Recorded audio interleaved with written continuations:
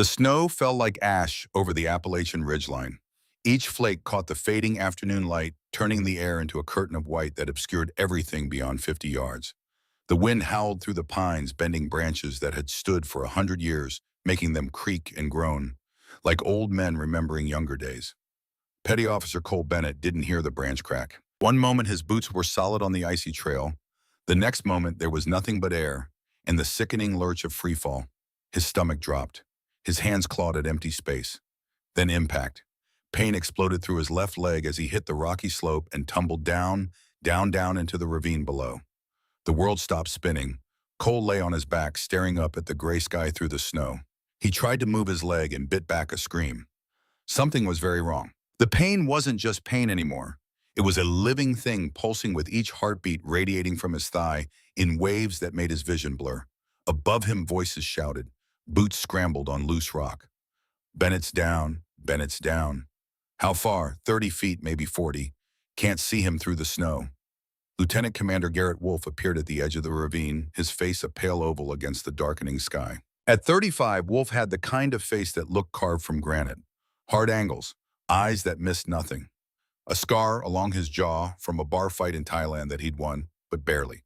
He'd been leading SEAL teams for 8 years, and in that time he'd learned to read situations fast. This situation was bad. Bennett, can you hear me? Cole tried to answer, but only managed a groan. His leg, God, his leg felt like it was on fire and freezing at the same time. He looked down and immediately wished he hadn't. The bone was visible through torn fabric and flesh. Blood dark and thick pooled on the snow beneath him. He's bleeding out, someone said. One of the other SEALs, Rodriguez maybe, or Patterson. Cole couldn't tell anymore. The voices were starting to sound distant, like they were coming through water. Wolf was already moving, rappelling down the ravine wall with the kind of controlled urgency that came from 1,000 training exercises. He hit the bottom and crossed to Cole in 3 long strides. Stay with me, Bennett. Eyes on me. But Cole's eyes were already starting to roll back. The blood loss, the shock, the cold that was seeping into his bones and making his whole body shake. Wolf pressed his hands against the wound, trying to stem the bleeding, but it kept coming. Too much, too fast. Radio's out, Patterson called from above. Storm's jamming everything. How long for evac? 6 hours minimum in this weather. They can't fly until the front passes. 6 hours. Wolf looked down at Bennett's ashen face. The kid didn't have 6 hours. He probably didn't have one. Get down here, all of you. We need to stabilize him now. They came down the rope one by one. 4 SEALs, all of them trained in combat medicine, all of them knowing that what they knew might not be enough. They'd done the courses. They'd practiced on dummies and in simulations. But this was different. This was real blood on real snow, and their teammate was dying in front of them. Wolf pulled out the medical kit, field dressings, morphine, tourniquets, standard issue, good for gunshot wounds and shrapnel maybe. But this compound fracture, possible severed artery, internal bleeding that they couldn't see but could guess at from the way Bennett's abdomen was starting to swell. We need to set the bone, Rodriguez said. If we move it wrong, we could sever the femoral completely, Patterson countered. If we don't move it, he bleeds out anyway. They were still arguing when she appeared. One moment there was just swirling snow and dark trees. The next moment there was a figure moving through the white, walking with the kind of steady purpose that didn't belong in a blizzard. The SEALs saw her and went still. Wounded but quiet, every SEAL went silent as they watched her approach. She wore civilian clothes, dark jacket, hiking boots, a backpack that looked too heavy for her frame. But it was the way she moved that made them stare. Not hurried, but not slow either. Efficient, like someone who'd walked through worse than a snowstorm and come out the other side. She stopped at the edge of their circle, looking down at Bennett, with eyes that took in everything in a single sweep, the wound, the blood, the makeshift pressure dressing that was already soaked through. Then she looked at Wolf. Step back, she said. Her voice was calm, not loud, but it carried weight, the kind of voice that expected to be obeyed. Wolf didn't move. Who the hell are you? Someone who can save him. Now step back. For a moment, Wolf considered refusing. This was his team, his man, his responsibility. But there was something in her eyes that made him hesitate. A certainty, a knowledge, something that said she knew exactly what she was doing. He stepped back. She knelt beside Bennett, shrugging off her backpack with practiced ease. When she opened it, Wolf saw medical supplies. Not the civilian first aid kit he'd expected. Military grade, surgical instruments sealed in sterile packaging, IV bags, medications that most field medics didn't carry. "What's his blood type?" she asked, already pulling on surgical gloves. "Oh, positive," Wolf said automatically. She nodded and reached for an IV kit. Her hands moved with the kind of speed that came from muscle memory. Find the vein, insert the needle. First try. No hesitation. The IV was in and running before Wolf could blink. Then she turned her attention to the leg.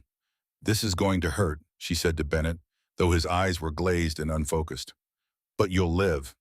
She cut away his pants with scissors that appeared from somewhere in her kit. The wound was worse than Wolf had thought. Bone fragments, torn muscle. But she didn't flinch. She cleaned the wound with efficient swipes, checking for debris for damage to the major vessels. "Femoral artery is intact," she said, more to herself than to them.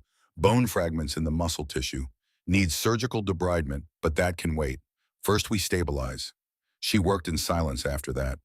The SEALs watched, unable to look away. She reduced the fracture with hands that were somehow both gentle and firm, aligning the bone fragments with a precision that spoke of years of practice. Bennett screamed a sound that echoed off the ravine walls, but she didn't stop. Couldn't stop. The bone had to be aligned or he'd lose the leg. When the bone was set, she splinted it with materials from her pack. Then came the pressure dressing applied, with the exact amount of force needed to stop the bleeding without cutting off circulation. Every movement was precise, professional, like watching a surgeon in an operating theater, except the theater was a frozen ravine and the patient was minutes from death. She sat back on her heels and checked Bennett's pulse. Weak but steady, his color was still bad, but he was breathing. Alive. "He'll need surgery within 12 hours, she said, pulling off her gloves. "The bone needs proper setting and the muscle damage needs repair. But he's stable for transport now." Wolf stared at her hands which weren't shaking despite the cold, at her face which showed no sign of stress or fear, at the medical supplies she was packing away with the kind of automatic efficiency that came from doing the same thing 1,000 times before. "Who are you?" he asked again. She looked up at him. Her eyes were gray. Not blue-gray or green-gray, but true gray, like storm clouds over the ocean. There were lines at the cannier's crow's feet from squinting into too many suns. A small scar on her temple, barely visible unless you were looking for it. "My name is Kit Brennan," she said. "I'm a civilian trauma consultant. I was observing your training exercise from the ridge when I heard the fall. Civilian consultants don't carry combat medical supplies. The good ones do." She zipped up her pack and stood. "Your radio is out. Storm interference. Then we wait for the weather to clear. In the meantime, someone needs to monitor his vitals every 15 minutes. Watch for shock. Keep him warm. If his pressure drops below 90 systolic, increase the IV flow rate." She said it like she was giving orders, like she expected them to follow those orders. And the strange thing was, Wolf found himself nodding. 1 week earlier, the same woman had walked through the gates of Naval Special Warfare Base Norfolk with credentials that checked out in a security clearance that was higher than most of the SEALs stationed there. Commander Victor Ashford had made the introduction himself, standing in the briefing room with his hands clasped behind his back, and that expression he wore when he was about to tell them something they wouldn't like. "Gentlemen, this is Dr. Catherine Brennan. She's here from the Pentagon as a civilian trauma medicine consultant. She'll be observing your training exercises and providing feedback on medical protocols." Wolf had studied her across the room. 48, according to the file he'd been given. Doctorate in emergency medicine from Johns Hopkins. 20 years of experience in trauma surgery. Currently working as an independent consultant for the Department of Defense. On paper, she was impressive. In person, she was something else entirely. She stood with her weight balanced evenly on both feet, hands loose at her sides, eyes that swept the room once cataloging every face, every exit, every potential threat. It was a stance Wolf recognized because he'd been trained in it. Military bearing, the kind you couldn't fake no matter how good an actor you were. "Dr. Brennan will have full access to your training facilities and exercises," Ashford continued. "She's here to help us improve our medical response times and protocols. I expect full cooperation." The SEALs had nodded, said yes, sir, then gone back to their routines and mostly forgotten about the quiet woman in civilian clothes who sat in the back of their briefing rooms and watched them train. Mostly. Wolf hadn't forgotten. He'd watched her watching them, and he'd seen things that didn't add up. The way she corrected Lieutenant Nora Hayes' hand position during suture practice, Not with words, but with a subtle gesture that Hayes had immediately understood and adjusted. That wasn't consultant knowledge. That was instructor knowledge. The way she'd glanced at a tactical map during one of their mission briefings and frowned just slightly at a particular route they'd chosen. Later, that route had turned out to have terrain issues they hadn't accounted for. She'd known. Somehow she'd known the way she moved through the base. Not lost, not tentative the way most civilians were in military spaces. She knew where everything was, knew the rhythms of the base like she'd been there before, even though her file said this was her first time at Norfolk. So Wolf had done what he always did when something didn't sit right. He'd started digging. Dr. Catherine Brennan, born in Portland, Maine, undergraduate at Boston University, medical school at Johns Hopkins, residency in emergency medicine, fellowship in trauma surgery, board certified, published researcher. Everything was there. Everything was perfect. Too perfect. Wolf had been in the intelligence game long enough to know what a scrubbed file looked like. This wasn't quite that. The information was real. But it felt curated, like someone had carefully built a background that would stand up to scrutiny without revealing anything truly personal. No social media presence before 2 years ago. No photographs online from more than 3 years back. No mentions in any news articles or professional journals before her supposed time at Hopkins, despite the file claiming she'd been publishing research for 2 decades. It was possible she was just private, some people were. But Wolf's instincts, honed by 12 years in naval special warfare, told him there was more to it than that. He'd tried asking Hayes about her. The young medic had practically glowed when she talked about Dr. Brennan.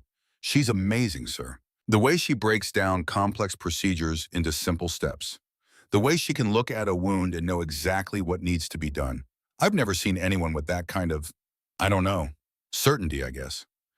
She ever talk about her background, where she trained? Hayes had shrugged. "Not really. She's pretty private. But you can tell she's seen some serious trauma. The way she talks about combat injuries, it's not theoretical. She knows." That was the thing that bothered Wolf most. The knowing, the certainty, the way Kit Brennan moved through their world like she belonged in it, like she'd been in it before, despite every piece of paper saying she was just a civilian consultant. The Appalachian training exercise had been routine. Standard cold weather survival and mountain operations training. 6 SEALs, including Wolf, 3 days in the mountains practicing the skills that might save their lives in places like Afghanistan or the Norwegian Arctic. Kit had asked to come along, said she wanted to observe medical protocols and field conditions. Ashford had approved it without hesitation, which was another thing that bothered Wolf. Commanders didn't usually let civilian consultants tag along on exercises. Too much liability, too much risk. But Ashford had signed off, and so Kit Brennan had packed her gear and followed them into the mountains. She'd kept to herself mostly, stayed back while they ran their drills. Made notes in a small waterproof notebook, asked occasional questions that were always sharp and relevant. Wolf had almost started to relax about her presence. Then Bennett had fallen and everything had changed. Now sitting in the relative shelter of a rock overhang while the storm raged outside, Wolf watched Kit Brennan check Bennett's vitals for the 4th time in an hour. Her movements were economical, no wasted motion. She read the pulse check, the pupils adjusted the IV drip, all without disturbing the injured SEAL more than necessary. "Holding steady," she said quietly. "He's stable." "Lucky you were here," Rodriguez said. He was young, mid-20s, with the kind of earnest face that made people want to trust him.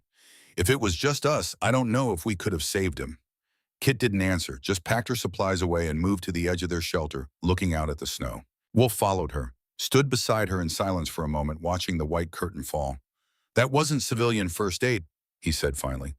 "What you did down there, that was combat medicine, field surgery, the kind of thing they teach pararescue or to MARSOC corpsmen." She didn't look at him. "I've had good training. Where does it matter your man is alive? It matters to me. You're on my base around my team, and I don't know who you really are." She turned to face him then. In the gray light of the storm, her eyes looked darker. Tired, like she was carrying weight he couldn't see. "I'm exactly who my credentials say I am. A trauma consultant, nothing more. People who are nothing more don't carry tactical medical supplies. They don't move like operators. They don't know things they shouldn't know." A slight smile touched her lips, sad more than amused. "You're observant, Commander Wolf. That's good. It'll keep you alive.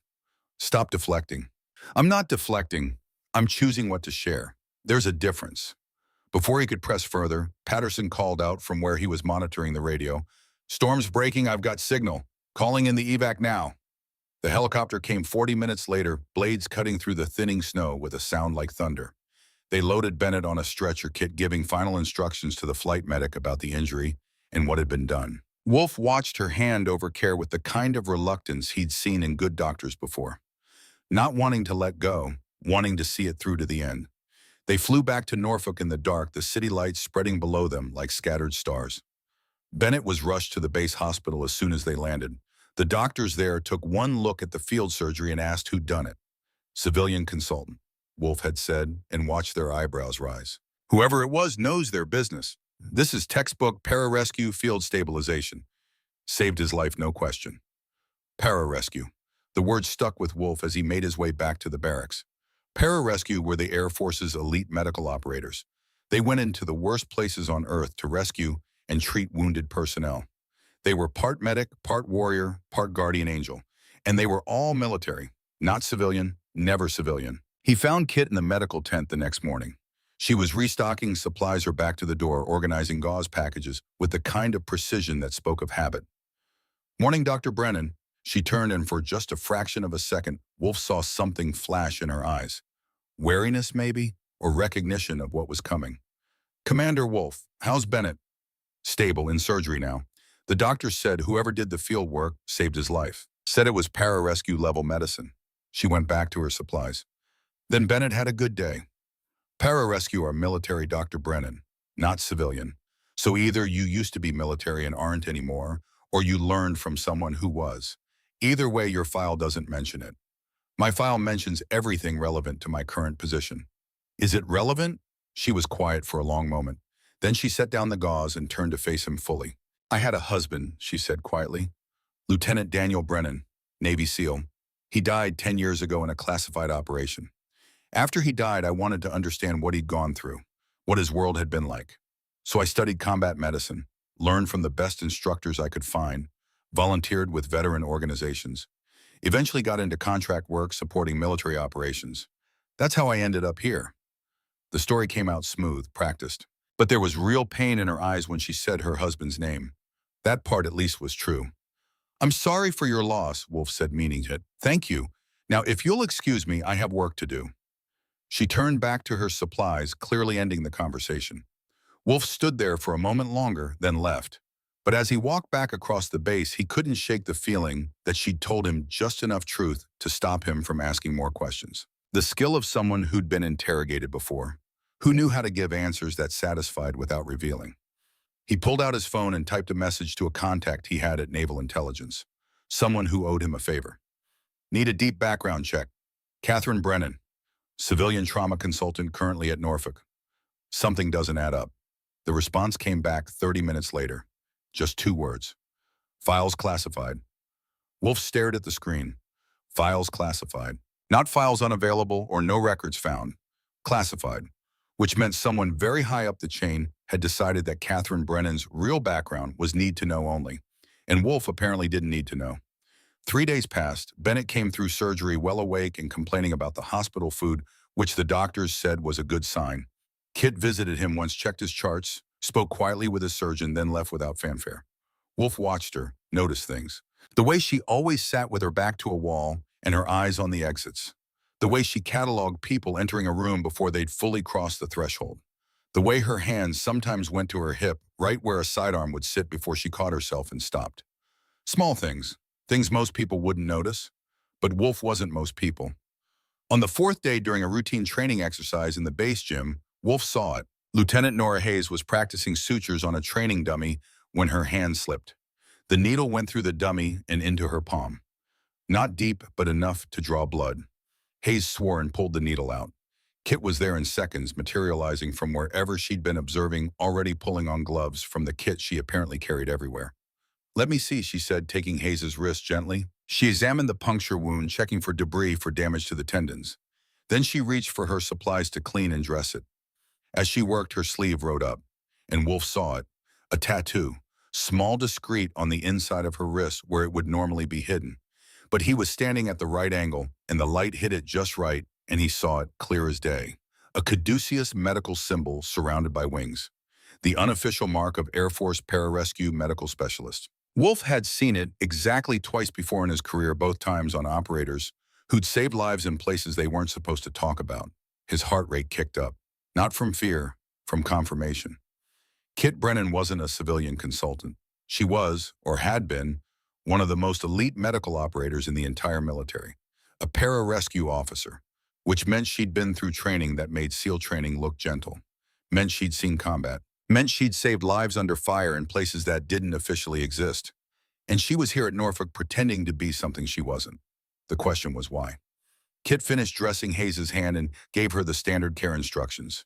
Keep it clean, watch for infection, come back if there's any swelling. Then she rolled down her sleeve covering the tattoo and went back to her observations. But Wolf had seen enough. That evening he found her in the medical tent again. Alone this time. She was making notes in a tablet, her face illuminated by the screen's glow. "I saw your tattoo," he said without preamble. Her fingers stopped moving on the screen. Just for a second. Then they started again, finishing whatever she was typing. "Lots of people have tattoos, Commander." "Not that tattoo. That's pararescue, which means you're not a civilian consultant. You're military, or were.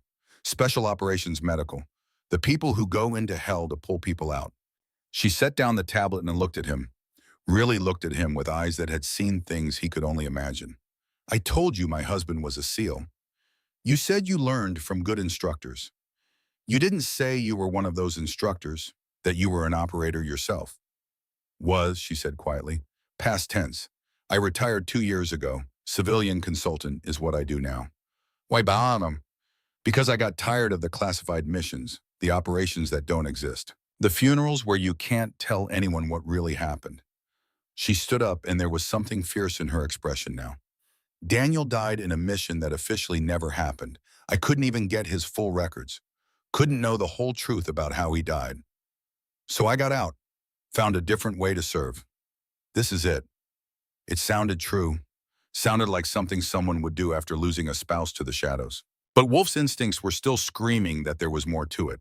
"If you're really just a consultant, why is your file classified?" "You'd have to ask whoever classified it. Maybe they figured my old missions were sensitive enough that they didn't want anyone connecting dots. Or maybe you're not retired at all.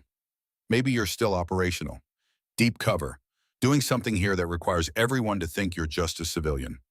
The silence stretched between them. Outside the tent, the base was settling into evening routine.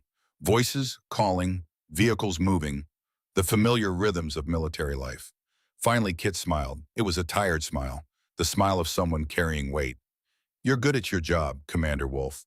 I can see why they put you in charge of a team. But sometimes the answer really is simple. I'm a retired operator who wanted a quieter life, that's all." She picked up her tablet and walked past him toward the exit. But at the door she stopped. "Daniel used to say something. He said the best operators were the ones nobody saw coming, the quiet ones, the ones who just did their job without needing recognition or glory." She looked back at him. "Maybe think about why someone who used to be operational would choose to work quietly in the background. Maybe there's honor in that too." Then she was gone, leaving Wolf standing in the empty tent with more questions than answers. But one thing was clear. Catherine Brennan was hiding something. Something big. And Wolf was going to find out what it was. Even if it meant digging into places he wasn't supposed to go.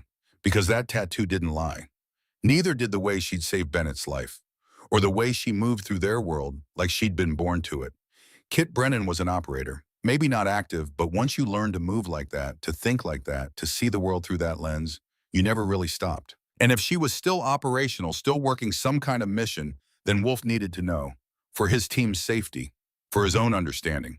For the truth that seemed to hover just beyond his reach, like snow falling in darkness, visible but untouchable. He looked down at his phone at the message from Naval Intelligence. Files classified. Someone very powerful wanted Kit Brennan's background to stay hidden, which meant whatever she was really doing here was important enough to protect at the highest levels. And that made Wolf more determined than ever to find out what it was. Outside, the winter wind blew cold off the Atlantic. Inside the tent, the heater hummed. And somewhere on base, a woman with a secret prepared for whatever came next. The story was just beginning. The coffee in the base cafeteria tasted like burnt metal and regret. Garrett Wolf sat alone at a corner table watching steam rise from the cup he wasn't drinking. Outside the windows, the Virginia morning was gray and cold, the kind of morning that made you want to stay in bed and forget about the world. He'd spent the last 3 days digging into Catherine Brennan's background, called in every favor he had, contacted people who owed him, people who owed him. The answer kept coming back the same. Classified, not just parts of her file. The whole thing, locked down at a level that required special access codes he didn't have and couldn't get. Someone very high up the chain of command had decided that Kit Brennan's real story was need to know only. And Garrett didn't need to know, which made him need to know even more. He'd tried accessing public records, birth certificates, school transcripts, even traffic tickets. Everything before 2 years ago was either missing or scrubbed clean. It was like Catherine Brennan had materialized out of thin air 24 months ago, fully formed with perfect credentials and no past. People didn't work that way. Everyone had a past. Everyone left traces. Unless you were deep cover intelligence. Unless your real identity was protected by people who made classified files disappear and false backgrounds appear. Unless you were still operational and everything about you was a carefully constructed lie. The cafeteria door opened. Kit Brennan walked in, moving with that same efficient grace he'd noticed before. She got coffee from the dispenser, black, no sugar, and scanned the room. Her eyes found him and held for a moment. Then she walked over. "Mind if I sit?" "Free country." She sat across from him, wrapping her hands around the coffee cup like she was trying to absorb its warmth. Up close, he could see the faint lines around her eyes. Fatigue lines. The kind you got from too many nights without sleep, too many missions running on adrenaline and willpower alone. "You've been asking questions about me," she said. It wasn't an accusation, just a statement of fact. "I ask questions about everyone. But you're particularly persistent with me." "Why?" Garrett leaned back in his chair, studied her face. "Because you don't add up. Your story has holes big enough to drive a truck through. Your skills are too advanced for a civilian consultant. Your file is classified at a level that makes no sense unless you're still operational. So yeah, I'm asking questions. Wouldn't you?" Kit sipping Permanardi grimaced slightly at the taste. "I told you about my husband. You told me he died 10 years ago. You told me you learned combat medicine to understand his world. What you didn't tell me is why someone with your skills, someone who was clearly pararescue, someone who operated at the highest levels, would retire to become a consultant. People like you don't retire. You transition to training, to command positions. You don't just walk away." "Maybe I got tired." Tired people take vacation. They don't completely erase their past and build new identities. The silence between them stretched. Outside, a group of sailors jogged past, their breath visible in the cold air. Morning PT, the routines of military life, continuing while two people sat in a cafeteria and danced around truth. Finally, Kit set down her coffee and looked at him directly. "You want the truth, Commander Fine. I'll give you some truth. My husband was Lieutenant Daniel Brennan, Navy SEAL. We met when I was finishing my residency at Walter Reed. He was recovering from a training injury. We got married 6 months later. Too fast, everyone said, but when you're in love and you know his job could take him away any day, you don't wait." Her voice was steady, but Garrett heard the emotion underneath. Controlled but present. "We had 3 years together. 3 years of deployments and homecoming, of stolen weekends and satellite phone calls from places he couldn't name. Then he went on a mission he couldn't tell me about, and he didn't come back." She paused, took a breath. "They told me it was a helicopter crash, equipment failure, 4 men dead, closed casket funeral because the bodies were too damaged. I believed them because what else could I do?" I grieved. "I moved on. Or I tried to." "But you didn't," Garrett said quietly. "No, I didn't. Because I knew Daniel. I knew how careful he was, how meticulous. He checked everything twice. Equipment failure didn't fit. So I started asking questions, started looking into that mission, and I found things that didn't make sense. Inconsistencies in the official reports, timeline problems, radio logs that didn't match what they told me." She looked down at her hands. "That's when I decided to join the Air Force, to become a pararescue officer. Because if I was going to find out what really happened to Daniel, I needed to be inside the system. I needed the access, the credentials, the ability to ask questions without raising suspicion." Garrett felt something click into place. "You've been investigating his death for 10 years. Not continuously, but yes, on and off, between missions, between deployments, whenever I could find time. And 2 years ago, I found something. Evidence that Daniel's mission wasn't what they said it was, that the helicopter crash wasn't an accident, that someone leaked information that got those men killed. The cafeteria suddenly felt very quiet. Even the background noise of the bass seemed to fade away. "You think someone betrayed him," Garrett said. "I don't think I know. I found communication logs that showed someone inside Naval Special Warfare was passing information to hostile forces. Information about mission timings, routes, target locations. Daniel's team walked into an ambush because someone told the enemy exactly where they'd be. Did you find out who?" Kit's jaw tightened. "I'm close. Closer than I've ever been. That's why I'm here, Commander. Not as a retired operator playing consultant. I'm still active, deep cover, naval intelligence. My mission is to find the traitor who killed my husband and God knows how many other operators over the years." The truth hung between them like a physical thing. Heavy, dangerous. Garrett should have felt vindicated. He'd been right. She was operational. But all he felt was a cold weight in his gut. "Does Ashford know?" "Commander Ashford is my cover contact. He knows I'm not really a consultant, but he doesn't know the full extent of my investigation." Need-to-know basis. The fewer people who know, the safer the operation. "And you're telling me because you're not going to stop digging, because you're good at your job and you'll keep pulling threads until something unravels. And because I need you to stop. If you keep asking questions, you'll draw attention. The wrong kind of attention. The kind that could compromise everything I've worked for over the last decade." Garrett studied her face, the determination there, the pain that never quite went away, the absolute conviction that she was doing the right thing. "I can't just pretend I don't know."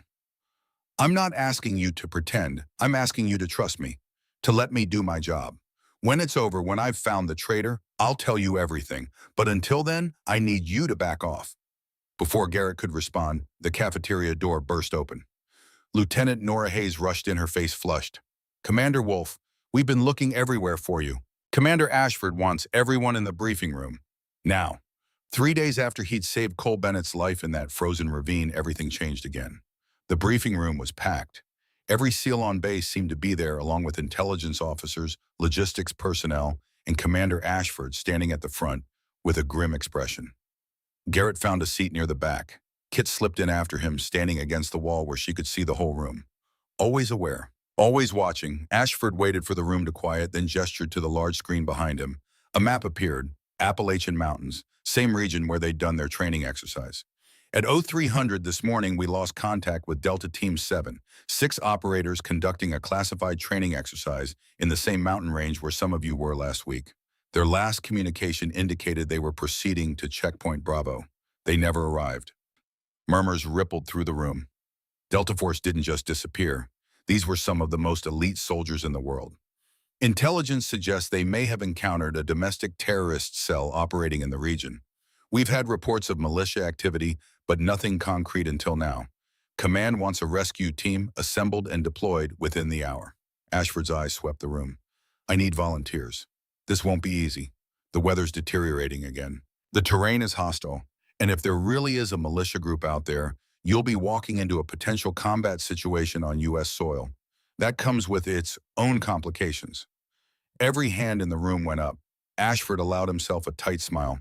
"Good. Wolf, you'll lead. Take your team plus 4 more. Hayes, your medical support. Sir, request permission to accompany the team."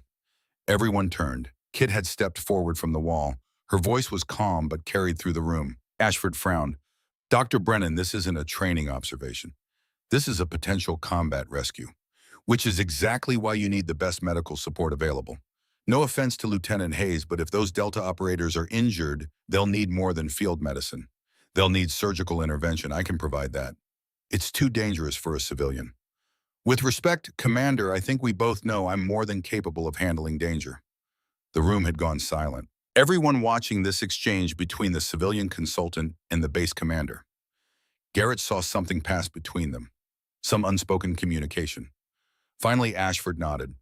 "Fine, but you follow Wolf's orders to the letter. He's team leader. What he says goes." "Understood." Ashford turned back to the room. "Dismissed. Wolf's team gear up. Wheels up in 45 minutes. The room emptied in a rush of movement.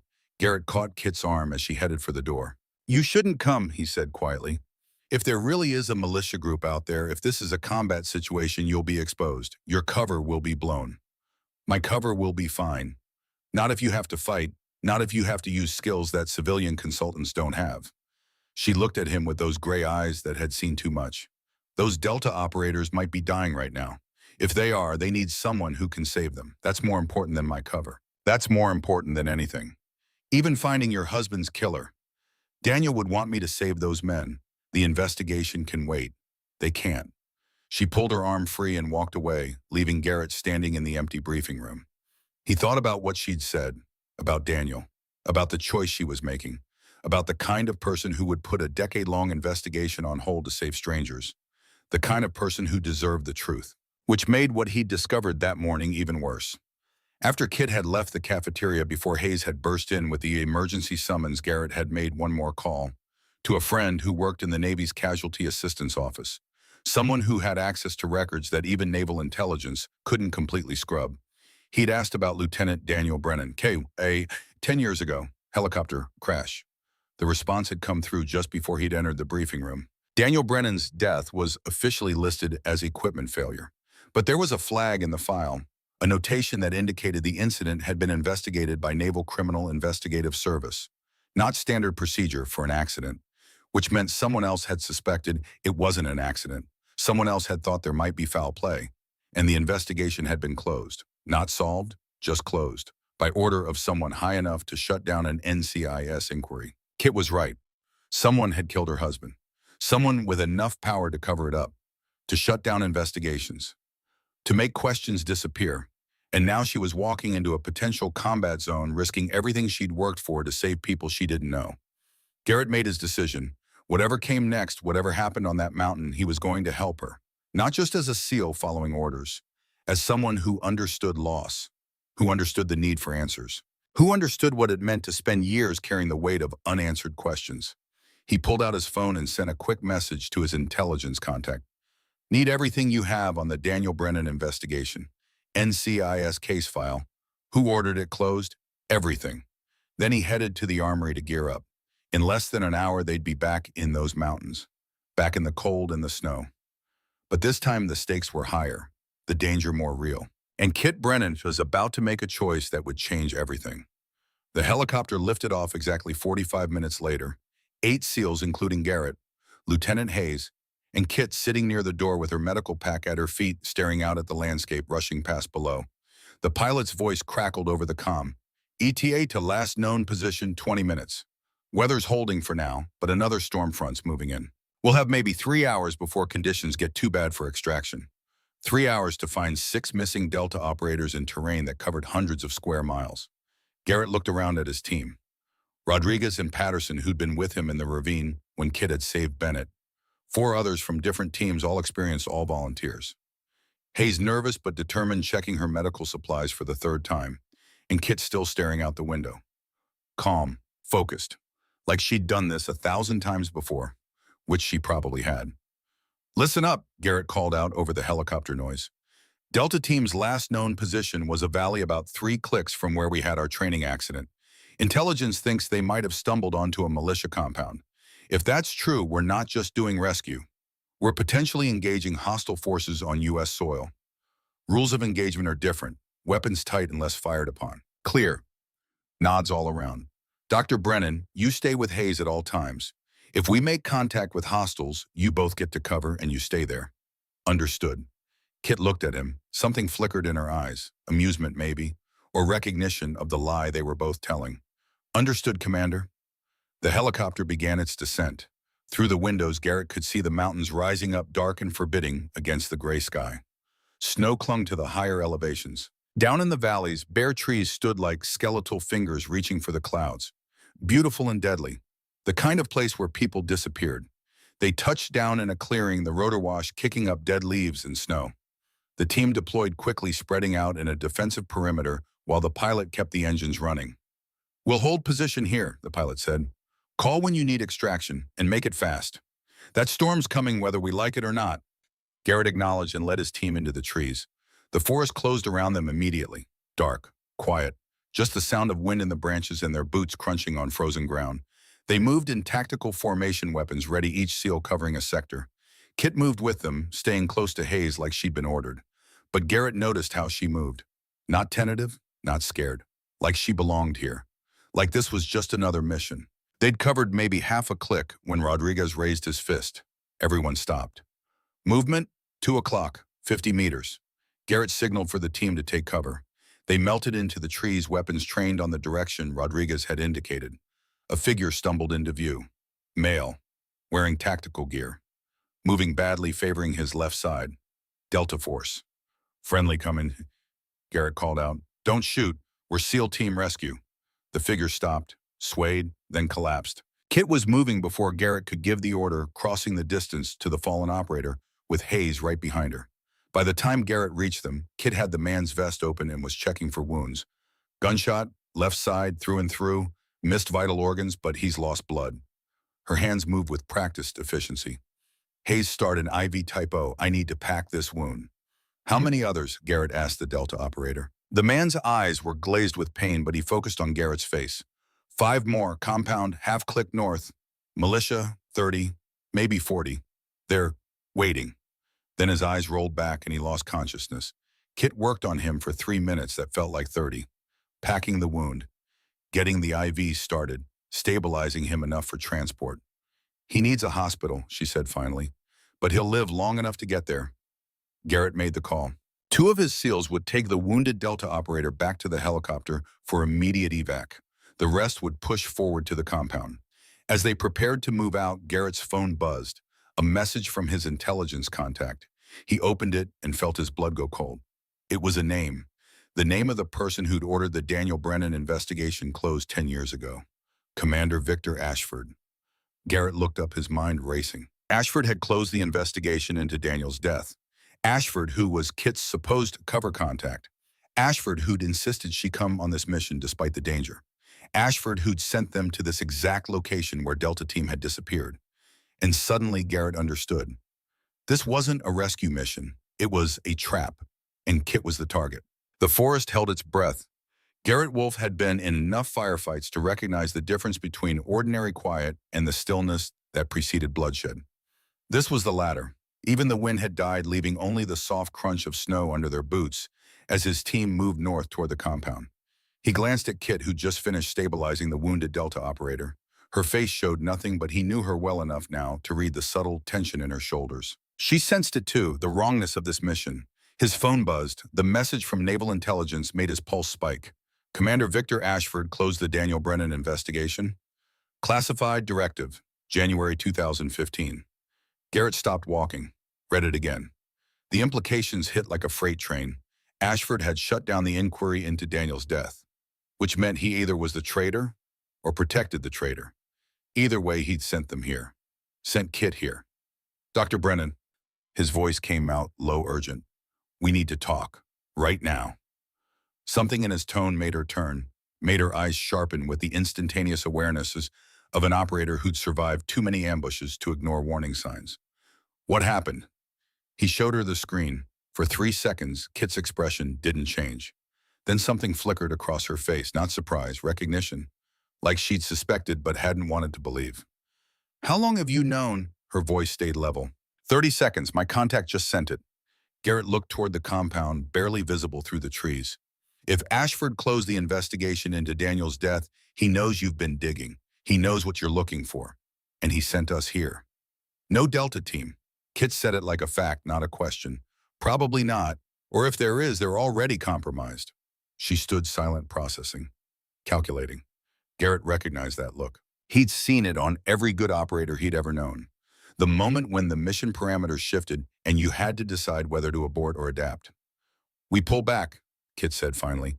Extract. Call this into someone above Ashford who isn't dirty. And then what Ashford disappears, goes underground. You spend another 10 years chasing shadows. Better than walking into a kill box. Is it? Garrett moved closer, keeping his voice quiet. You've spent a decade on this. You're closer than you've ever been. If we abort now, you'll never get another chance. You're suggesting we spring the trap deliberately. I'm suggesting we turn it around, use it against him. Garrett held her gaze. You want Ashford? This is how you get him. Make him think he's won. Make him comfortable enough to make mistakes. That's insane. Probably, but I knew your husband. The words came before he could stop them. Not well. We only overlapped for 6 months.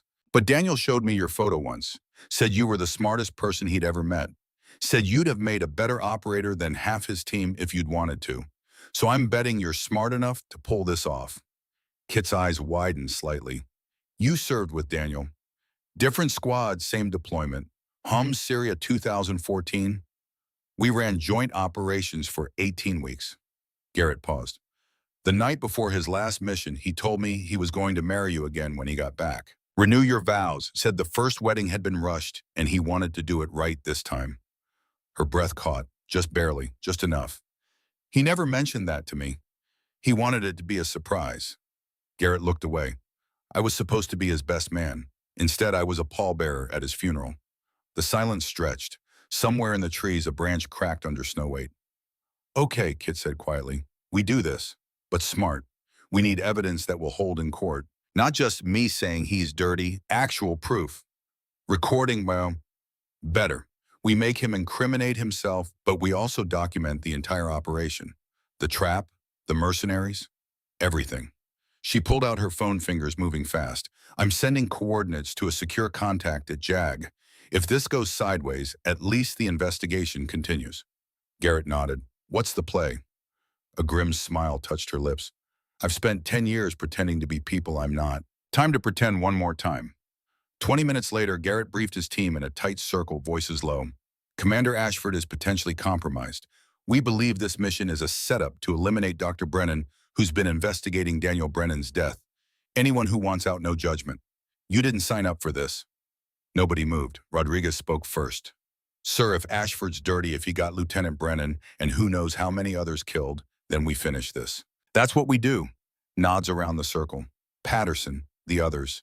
Even Hayes, pale but determined. Dr. Brennan will act as bait, Garrett continued. She'll approach the compound alone, let them capture her. We stay concealed, monitor everything. When Ashford shows, because he will show to confirm the kill, we move. How do we know he'll come? Hayes asked.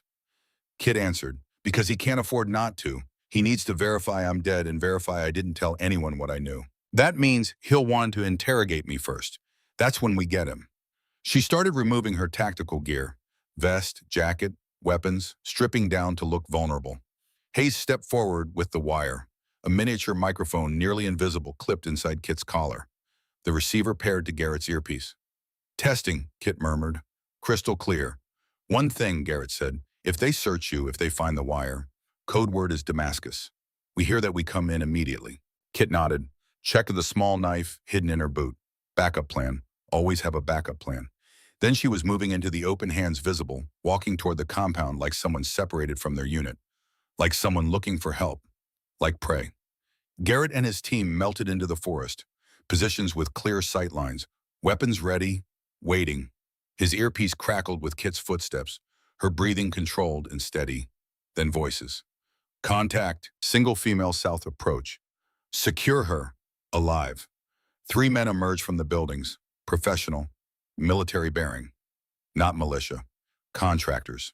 They surrounded Kit, searching her with practiced efficiency. Garrett's finger tensed on his trigger when one of them lingered, too long, hands moving places they shouldn't. She's clean, the contractor finally said. No weapons, no comms, bringing her in. They disappeared inside the main structure. Garrett lost visual but maintained audio. Sit. A pause, then Kit's voice, perfect civilian confusion. Who are you? I'm with the Navy consultation program. There's been some mistake. No mistake, Captain Brennan. The contractor knew. Ashford had briefed them thoroughly. I don't understand. Air Force Pararescue, Naval Intelligence Attachment, currently investigating the death of Lieutenant Daniel Brennan Kawara 2015. Should I continue? Silence from Kit. Then I want a lawyer. You'll get one. In about 6 hours, when your body is found frozen in the mountains. Tragic accident. Civilian consultant got lost in the storm. Impact. Someone striking her. Garrett's jaw clenched. Who else knows about your investigation? Who did you tell? Nobody. Kit's voice stayed steady despite what must be pain. It was personal. Just me. You expect me to believe that. Believe what you want. It's true. More silence. Garrett could picture her face. Defiant. Unflinching. The way operators learn to be under interrogation. Then a new voice. Outside. Getting closer. Don't kill her yet. I want verification first. Garrett's blood turned to ice. Commander Victor Ashford walked into the building. Distinguished, confident, every inch the decorated officer, every inch the traitor. Captain Brennan, Ashford's voice carried clearly. This is unfortunate. You were a good operator. Could have had a long career. Instead, you had to dig into things that didn't concern you. You killed my husband. I provided tactical intelligence to interested buyers. What they did with it wasn't my concern. You're a traitor. I'm a realist. The Navy doesn't pay enough for 30 years of service. My clients do. Garrett heard it, the admission, but it wasn't enough. Not specific, not concrete. Kit must have realized the same thing. How long, she asked. How long have you been selling out your own people? Does it matter?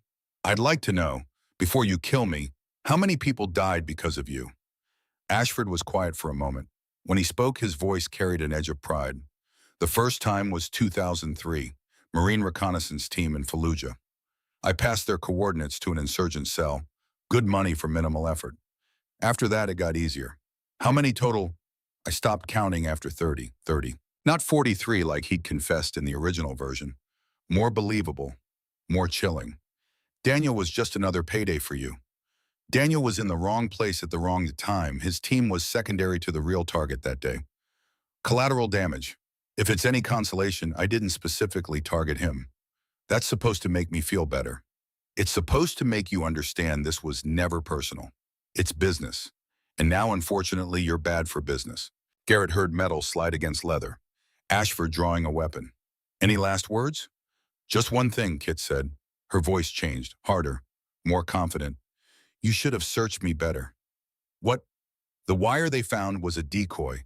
The real one is in my boot, and every word you just said went directly to naval intelligence. You're done, Victor. Silence. Then chaos. Find it.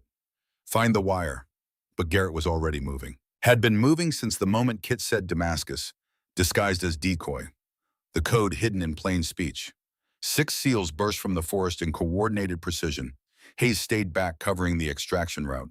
The others converged on the compound from multiple angles. Federal agents, drop your weapons. 2 contractors complied immediately. The third swung his rifle toward Rodriguez. Patterson's shots took him down before he could fire. Garrett hit the door weapon up. Found Ashford with his pistol pressed against Kit's temple. Stay back, I'll kill her. You were going to anyway, Garrett said calmly. But now you'll do it with witnesses, with recordings, with evidence, so go ahead. Add murder to treason. Make it easier for the prosecution. Ashford's hand trembled. Sweat beaded his forehead despite the cold. I want immunity, full immunity and witness protection. I'll give you everyone, the buyers, the middlemen, the whole network. That's not my call to make, but if you shoot her, I guarantee you get nothing. The standoff lasted 5 eternal seconds. Then Ashford's hand lowered. The pistol clattered to the floor. I want a lawyer. You'll get one. Garrett nodded to Rodriguez, who moved in with zip ties. Right after we process you through NCIS. Kit stood slowly, rubbing her wrists. When she looked at Ashford, her expression was unreadable. 30 people, she said quietly. 30 operators who trusted you, who believed you'd keep them safe, and you sold them out for money. You can't prove all of it. At best, you have conspiracy and maybe obstruction. The rest is hearsay. I don't need to prove all of it. Kit's smile was cold. Naval intelligence has been building a case for 6 months. Bank records, communication intercepts, payment trails. Today was just about getting your confession on record. The rest is already done. Ashford's face went ashen. This whole time, Daniel taught me patience, taught me how to wait for the perfect moment. I waited 10 years, Commander, and now I have you. Helicopter rotors cut the air. Multiple aircraft. NCIS, JAG, military police. The full apparatus of military justice descending on this remote compound. As they led Ashford away in restraints, a familiar voice called out, Commander Wolf. Garrett turned. Cole Bennett was climbing out of one of the helicopters, moving carefully but under his own power. His leg in a brace, but alive. Whole. Bennett, you're supposed to be in medical. Checked myself out when I heard what was happening. Figured you might need backup. Bennett grinned. Besides, I owed Dr. Brennan. Thought I'd make sure she got home safe. Kit smiled. Actually smiled. You should be resting. I'll rest when I'm dead, which isn't today thanks to you. Hayes appeared beside them, her face flushed with adrenaline. Sir, all hostiles secured. No friendly casualties. We were clear. Good work, Lieutenant. Garrett looked at her. You held that position under pressure. Didn't panic. Didn't run. That's how operators are made. Hayes straightened. Thank you, sir. Kit touched her shoulder. You'll make a fine combat medic, Nora. Keep training. Keep learning. Lives will depend on it someday. I will, ma'am. I promise. The helicopters lifted off one by one. Ashford secured. Contractors detained. Evidence cataloged. The mountain compound would become a crime scene processed by investigators who'd spend weeks documenting everything. But for Garrett and his team, it was over. 3 weeks later, Naval Base Norfolk gleamed in afternoon sunlight. The parade ground had been set up for a ceremony. Dress uniforms. Flags snapping in the breeze. Families gathered. Garrett stood at attention as the Commandant of Naval Special Warfare approached the podium. We gather today to honor Lieutenant Daniel Brennan, who gave his life in service to his country. For years, his death was recorded as accidental. Today, we know the truth. Lieutenant Brennan died protecting his teammates against an ambush facilitated by treason. He showed extraordinary valor under fire, holding off enemy combatants while his team escaped. For his actions, he is posthumously awarded the Navy Cross. The Commandant turned to Kit, who stood in civilian clothes, her face composed but her eyes bright. Mrs. Brennan, on behalf of a grateful nation. He placed the medal in her hands. The Navy Cross, third highest combat decoration. Recognition that Daniel's death had meant something, that he'd died a hero. Kit accepted it with trembling hands, held it for a long moment, then looked up at the assembled crowd. My husband believed in duty, she said, her voice carrying across the field. Not the glamorous kind that gets you medals and recognition. The quiet kind, the kind where you do your job because people depend on you, where you keep your teammates safe because that's what matters. She paused. He would be honored by this recognition. But more than that, he'd be proud that the truth finally came out, that the person responsible was brought to justice, that his death helped prevent more deaths. Her eyes found Garrett in the crowd, and he'd be grateful to everyone who refused to let his sacrifice be forgotten, who kept digging when it would have been easier to stop, who risked everything to find the truth. After the ceremony, as families dispersed and the sun began to set, Garrett found Kit standing alone by Daniel's memorial plaque. You okay? Better than I've been in 10 years. She touched the plaque gently. I can finally let him rest. Let myself rest. What's next for you? I start teaching next week. Combat medicine course for new pararescue candidates. She looked at him. Real teaching this time. No cover, no lies, just passing on what I know to people who will use it to save lives. Daniel would like that. I think so too. She handed him a small envelope. This is for you. Don't open it now. Wait until you need it.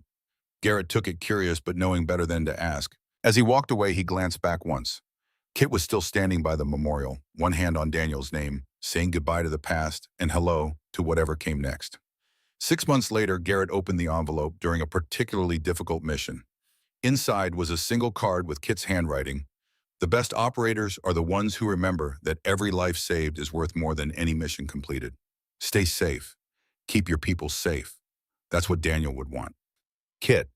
He folded it carefully and tucked it into his vest pocket, right over his heart.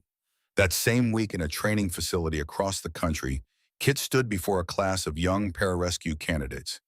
They watched her with the mixture of awe and nervousness that students always had. Today we're covering field surgery under fire, she said. Some of you will face situations where you have seconds to make decisions that determine whether your teammate lives or dies. The skills I teach you aren't theoretical. They're the difference between going home and not going home. She paused, looking at each face. I learned these skills from people who cared enough to teach them right, from people who understood that every technique, every procedure, every decision matters. Now I'm passing them to you, not so you can be heroes, so you can bring heroes home. Cole Bennett, watching from the observation deck, smiled. He'd requested assignment to this facility specifically to be near Kit's program. His leg was fully healed now, but he'd never forget the woman who'd saved it. Nora Hayes stood beside him, also watching. She'd transferred to pararescue training after the Ashford incident, inspired by Kit's example. She's amazing, Hayes said quietly. Yeah, Bennett agreed. She is. Below them, Kit demonstrated a technique for controlling arterial bleeding. Her hands moved with the same practiced certainty they'd shown in that frozen ravine, the same certainty that had saved his life. Every life matters, she told her students. Every single one. You'll face situations where it seems impossible, where logic says they can't be saved. You save them anyway. You fight for them anyway, because that's who we are. She looked up, catching Bennett's eye through the window. Nodded once, he nodded back. The lesson that had started with blood and snow and betrayal had ended here. With teaching, with healing, with passing on knowledge that would save countless lives for decades to come. Catherine Brennan had spent 10 years hunting her husband's killer. Now she'd spend the rest of her life honoring his memory by making sure other families didn't lose what she'd lost. It wasn't the ending she'd imagined when she started.